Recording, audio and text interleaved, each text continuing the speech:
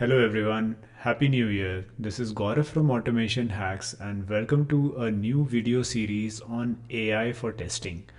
Now, I know over the past couple of years we have been hearing about Gen AI, how could it be leveraged for testing, for coding, and bunch of additional use cases.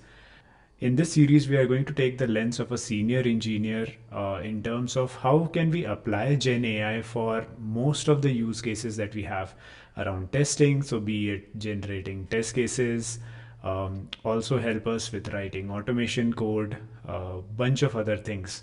So we are going to primarily just break down the domain one by one and then go at it. It's going to be a pretty interesting journey and I hope to take you along with me. So let's dive right in.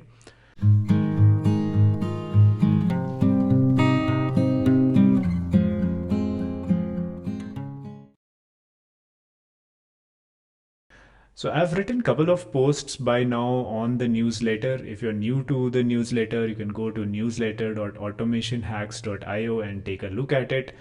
So let's start with probably the first one, which is most important, test design, right? How can we leverage Gen AI for test design?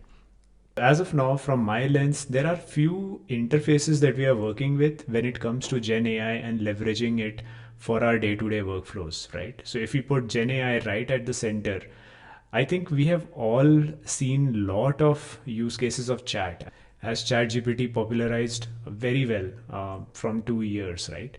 So we have been hearing about chat, we've been hearing a lot about prompting, and there are some specific advice or tips that you can apply to ensure that the LLM or the large language model under the hood gives you a much better sort of test plan. And we'll see an example of this in today's video. Then there is additional use case around inline chat, which is more in terms of chat in terms of context. That is something we'll touch upon a bit later. And if you have been trying to leverage Gen AI in your day-to-day workflows, autocomplete is probably no stranger. But we'll still understand what are the couple of additional things you can do to make sure that the code it generates is more relevant to you. We'll then move on to multi-file edits, which is a new capability in GitHub Copilot where you can leverage a combination of chat along with inline editing to essentially make large changes into multiple files in your workspace. Very exciting and promising. It's truly like an AI pair programming use case that you can apply. And then we will also move a bit into the API layer, understanding what are the different LLM APIs that we have available. How can we say self-host smaller models to get our job done in a better way? And we are all going to learn these concepts and how can we apply them in our day-to-day workflows to make us more productive. So let's go. So I'll collect all the code and other related insights in this GitHub repository, which is Grasp AI. So you can go to Automation Hacks, that is my username, and then search for Grasp AI. I'll also leave a link to it in this video description. But let's just dive into understanding prompting a bit better, right? We have been hearing about it so much, but let's understand some of the nuance around it.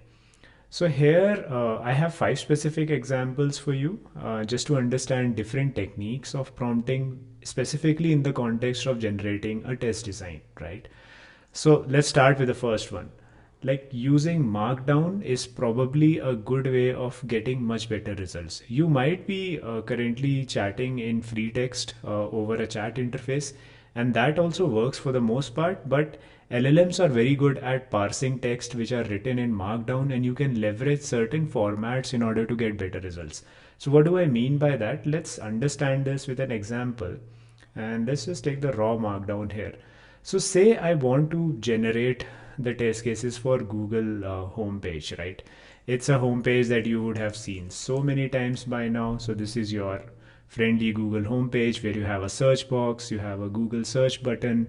I'm feeling lucky, and this is the same interface we've been seeing so many times, right? There is a voice search, there's also an image search. So now say I want to generate test cases with this particular context. How can I leverage the LLM to do that for me, right? So let's come here And to make it a bit more interesting, let me just switch to GitHub dev. So I pressed the dot in order to get an in-browser sort of VS Code instance, and that will kind of make it a bit more easier for us to understand. So now first step right off the bat is actually to use markdown syntax in order to specify what you want the LLM to do. So as you know, LLMs or large language models need a lot of context and instruction to perform their job better, right? So here, right off the bat, you can specify a mission. You can also replace it with goal, task, whatever be. These are all synonyms, but the idea is you want to explicitly tell what do you want the LLM to do. So here I want, I have a numbered list of 2 points. I want it to generate test cases to test Google homepage, and I want it to cover functional, non-functional cases for web, mobile, and backend. So I'm giving it some variety in terms of areas I'm looking at, and also some of the platforms that I'm more interested in. So now, let's take a look at the next section, which is input, right? Which is more like, hey, what context do you have to start to work with? So I'm telling it a bit about the application. So here I'm saying, hey, Google homepage is an app that takes following inputs. It takes a search box. It can the user can perform either a Google search button or I'm feeling lucky button. So now this is a context in text form. You could potentially just specify a bit about the application that you are working with. And lastly, what is the response I want the data in? Now this is important. You can specify what is the response format you are looking at. So here I'm just interested in a CSV, and I wanted to create it in the sort of test plan format, right? So I have the test ID, title, preconditions, steps, and expected results. So I provided this to Chat GPT in this particular case just to see what it would come up with, and it came up with these sort of test cases. Let me just open this in a sheet to make it a bit more clear. Hmm. So we have our Google homepage test plan where I've just re-imported the same CSV in order to make it a bit more friendlier. So what you can see, it comes up with some good sort of test IDs. It then specifies areas around my application in terms of search functionality, buttons. It also checks for some non-functional cases around UI responsiveness, things like load time, checks the app's performance on low speed network, voice search, for a valid query on the backend, or error handling. So it's a pretty decent sort of test plan to start with. It gives you the preconditions of what the state should be, then provides you certain steps, and then also expected results. So this is pretty good start, right? And what you would notice is, given since I had already specified the response formats, the LLM does much better at giving me something that I want to work with. Another alternatives could be you could ask it to generate JSON, which you might want to directly then use in some shape or form, right? That's another idea. So now I think the key here is being very concise, being very specific in terms of what you want, specify the goal, the input, and the response format, right? So let's elaborate on this aspect a little bit more. By what do we mean by being very specific and clear, right? So now this is another example of a prompt that you can write in order to get, say, a bit more different results, right? So here notice I have done a couple of additional changes. Here I have not really specified the markdown headings, though I would encourage you to do those headings. I think it does help. But here I'm giving like, hey, I wanted to cover a bit more areas around not just functional and non-functional, but security, accessibility, performance, usability, different aspects. I'm specifying within web I want to look at desktop and tablet. For mobile, I want responsiveness and native backend services. And I'm also giving the same sort of context about the application, but adding that there is a voice search kind of sort of component on the UI as well. And I'm specifying additional things like, hey, I want test input variations like valid, invalid, edge cases, security attempts. For non-functional, I'm interested in load time of the performance, accessibility in terms of the accessibility compliance standard, also compatibility across devices and networks. and again instructing it to come up with in the same format, and also like asking it to, hey, give me at least 5 cases per type of testing, right? So now this prompt is a bit more specific. It's not just telling, hey, I want a functional or a non-functional kind of suit. I'm specifying what non-functional aspects I really want to look at, giving bit more details on the sort of data combinations if you missed, and it comes up with again a set of cases. So let's just take a look at what it came up with here. So if you compare and contrast with it, I can automatically see that it now added some security related cases around cross-site scripting, SQL injection. It gave an example of it as well, that these are all the classic sort of security tests that you can do.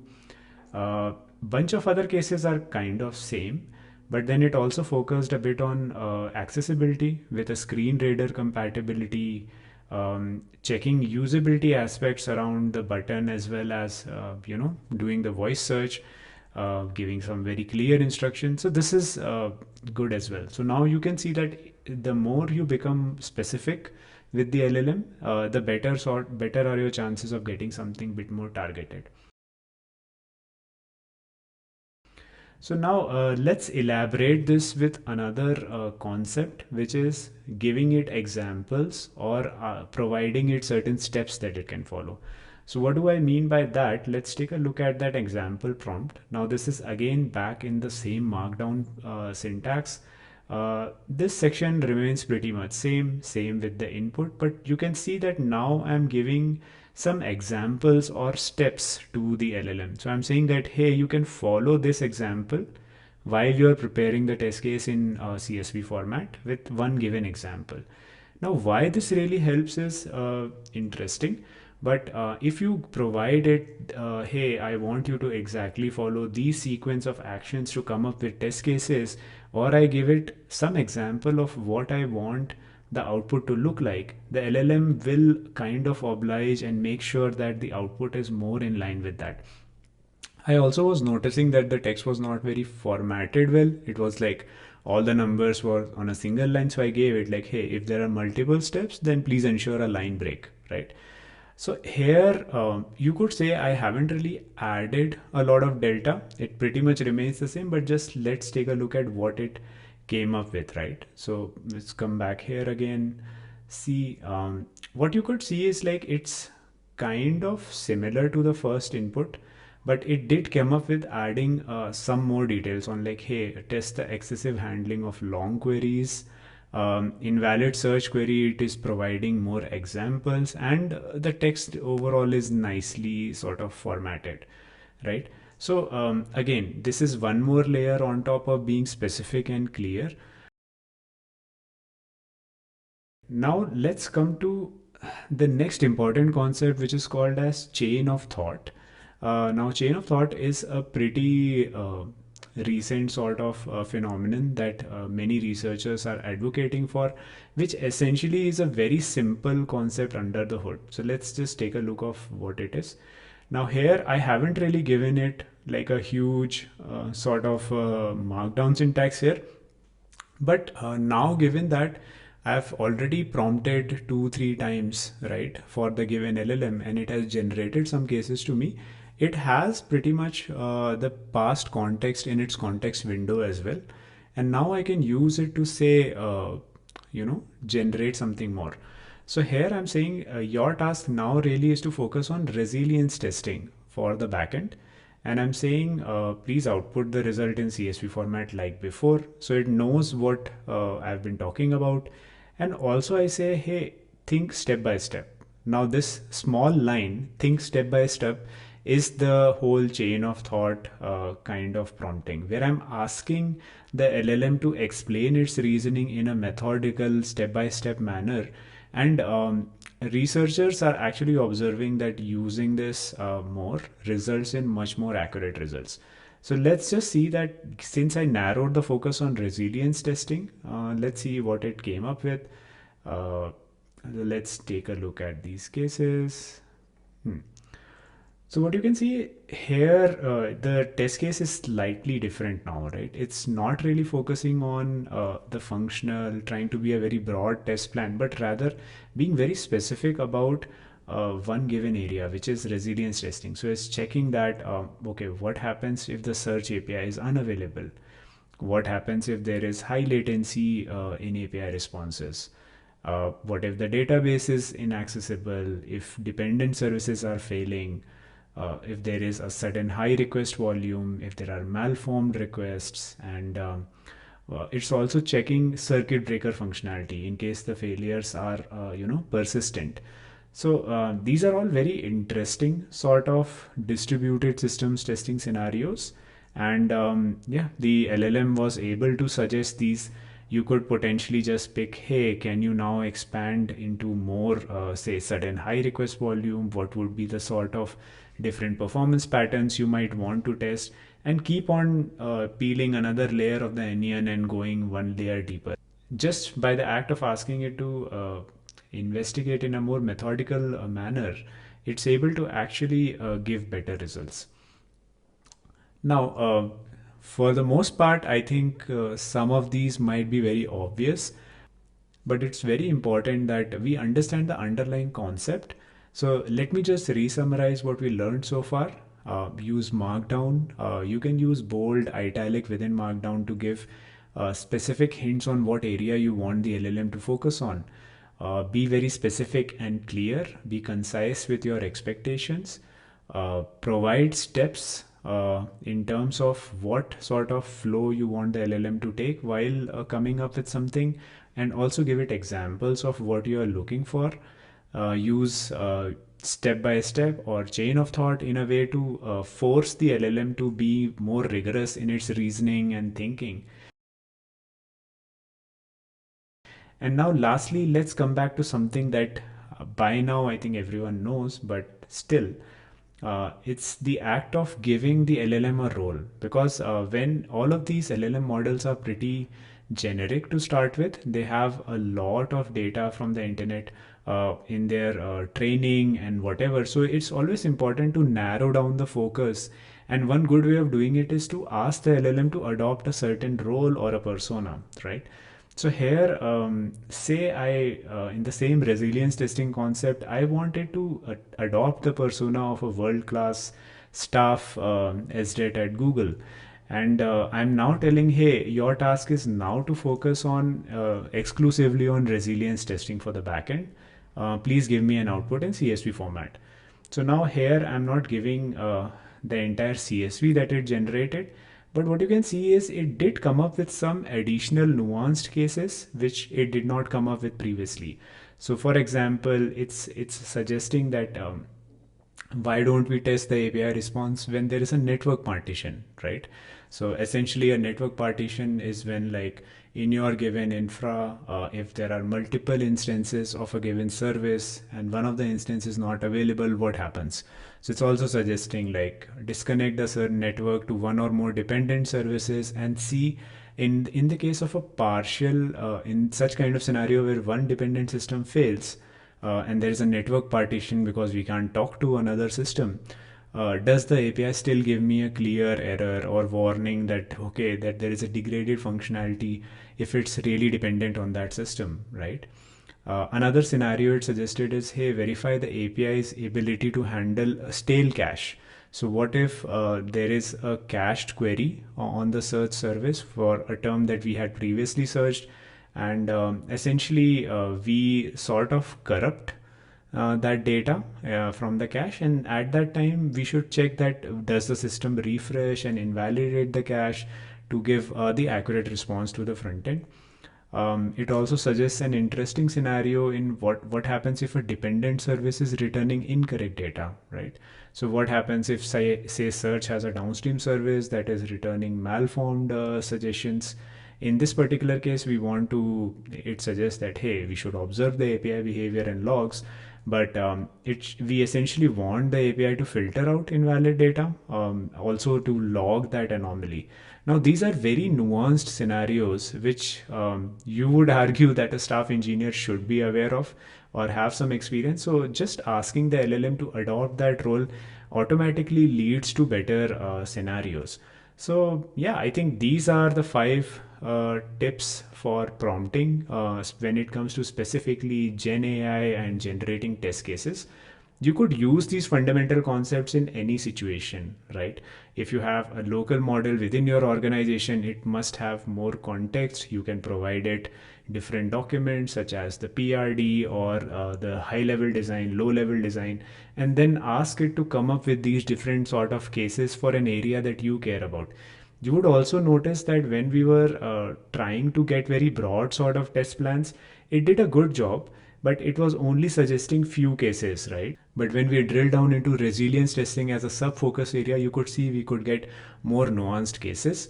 So yeah, I think that's all for this video. I hope it's useful, gives you a context of how to use LLMs for test design.